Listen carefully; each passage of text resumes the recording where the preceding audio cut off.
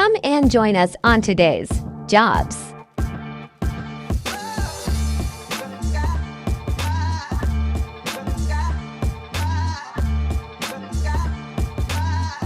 First, we clean the wheels.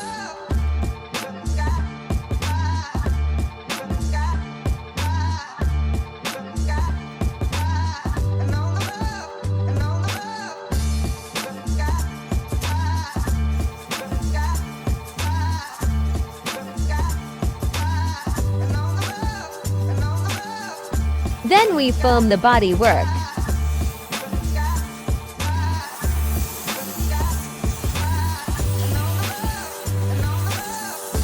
After that, we use a brush to get into the crevices.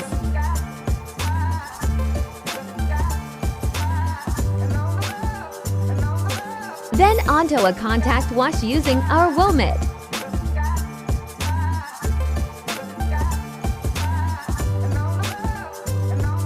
And then we jet it off.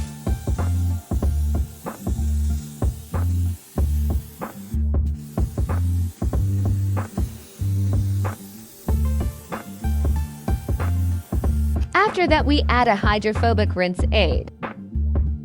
This is then rinsed off.